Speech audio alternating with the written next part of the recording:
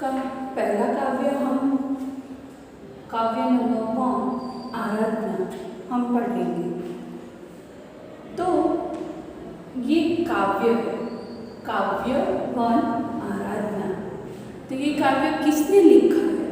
तो ये काव्य वसंत बापट ने लिखा है।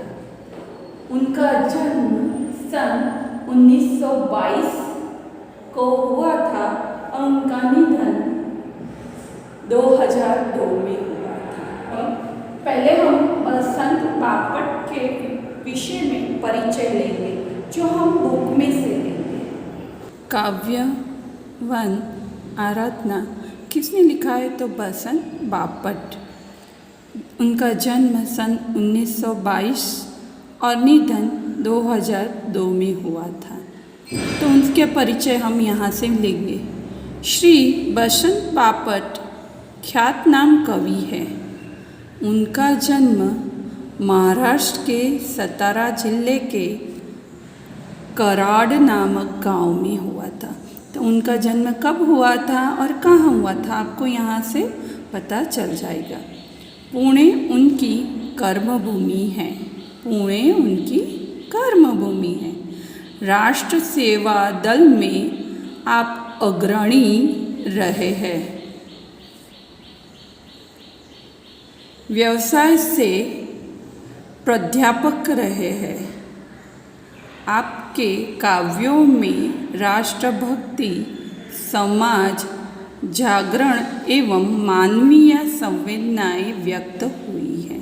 तो उसमें इस काव्य में क्या व्यक्त हुई है? तो आपके काव्यों में राष्ट्रभक्ति, समाज जागरण एवं मानवीय संवेदनाएं व्यक्त हुई हैं।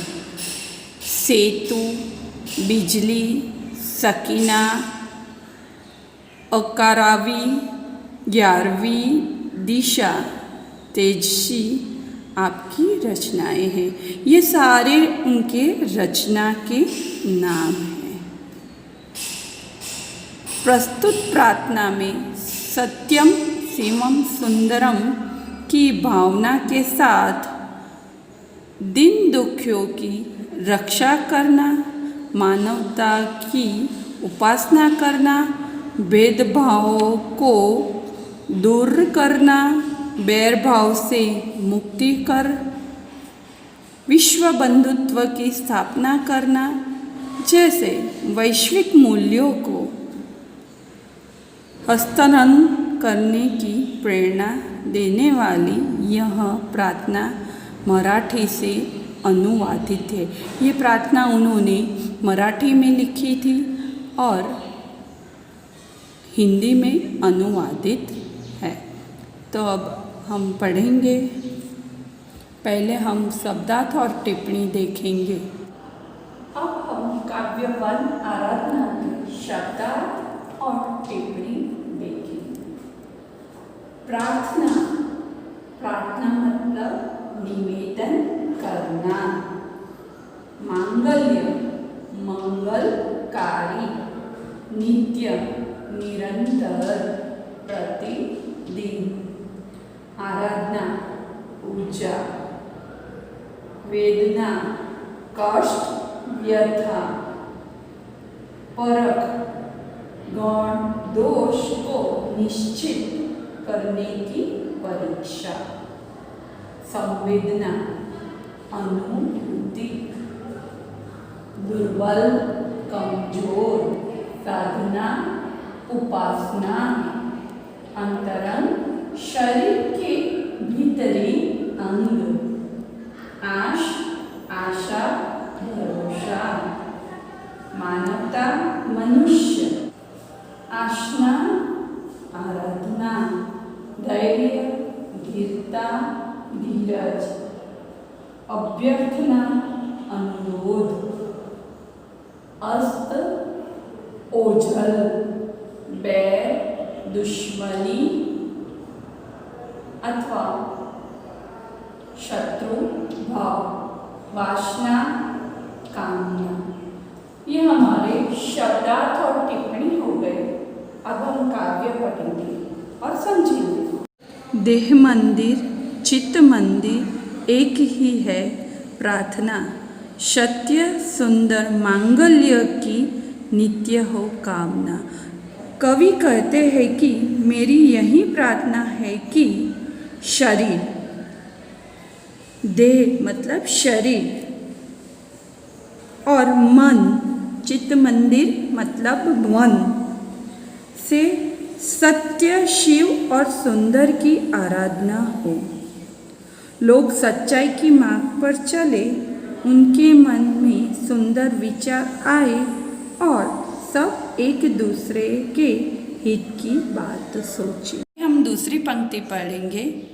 दुखियारों का दुख जाए है यही मन कामना, वेदना को परख पाने जगाई संवेदना, दुर्बलों के रक्षणार्थ पौरुष की साधना। तो यहाँ कवि कहते हैं कि दुखी लोगों को दुख से छुटकारा मिले और लोग एक दूसरे की पीड़ा का अनुभव करें। दुर्बलों की रक्षा के लिए शक्ति और साहस का उपयोग हो। अभी हम तीसरी पंक्ति देखेंगे। जीवन में नव तेज हो, अंतरंग में भावना, सुंदरता की आश हो, मानवता की हो उपासना, शौर्य पावे धैर्य पावे यही है अभ्यर्थना। तो अभी ये हम तीसरी पंक्ति का भावार्थ समझेंगे। तो तीसरी पंक्ति में सबके जीवन में नया प्रकाश, नई चेतना हो, सबके हृदय में सुंदर भावनाएं हो, सबके मन में सुंदर आशाएं हो और सब मानवता की पूजा करें, सभी लोग शौर्य और धैर्य प्राप्त करें, यही है प्रार्थना। शौर्य और धैर्य प्राप्त करने की यही है प्रार्थना। अभी हम चौथी पंक्ति पढ़ेंगे। भेद सभी अस्त होवे, वैर और वासना, मानवों की एकता की पूर्ण हो कल्पना, मुक्त हम चाहे एक ही बंधुता की कामना। तो अभी हम ये चौथी पंक्ति का भावार्थ समझेंगे। कवि की इच्छा है कि मनुष्य के बीच के सारे भेदभाव समाप्त हो जाए, किसी की किसी से दुश्मनी न हो और लोगों की बुरी इच्छाएं नष्ट हो, सभी मनुष्य एकता का अनुभव करें। हम स्वतंत्रता और बंधुता की कामना करते हैं। तो यहाँ पे हमारा काव्य का पूरा भावार्थ खत्म होता है। हम स्वाध्याय के प्रश्न उत्तर देखेंगे। काव्य हमने समझ लिया, अभी हम उसके स्वाध्याय के क्वेश्चन आंसर देखेंगे। तो आपका पहला क्वेश्चन नंबर 1 है, निम्नलिखित प्रश्नों के उत्तर एक एक वाक्य में लिखिए। तो हमें एक एक वाक्य में प्रश्न के उत्तर लिखने हैं। तो पहला प्रश्न है, कवि नित्य कैसी आराधना चाहते हैं? तो मैंने यहाँ पे डायरेक्ट आंसर लिखा है, कवि नित्य ऐसी आराधना चाहते हैं जिसमें सत्य, सुंदर और मांगल्य की भावना हो। तो ये हमारा पहला क्वेश्चन कंप्लीट हो गया। हम दूसरा क्वेश्चन देखेंगे, कवि किसकी मनोकामना चाहते हैं? कवि दुखी लोग दुखी से मुक्त हो ऐसी मनोकामना कवि चाहते हैं। नंबर 3, कवि दुर्बलों के रक्षणार्थ किसकी साधना चाहते हैं? कवि दुर्बलों के रक्षणार्थ पौरुष की साधना चाहते हैं।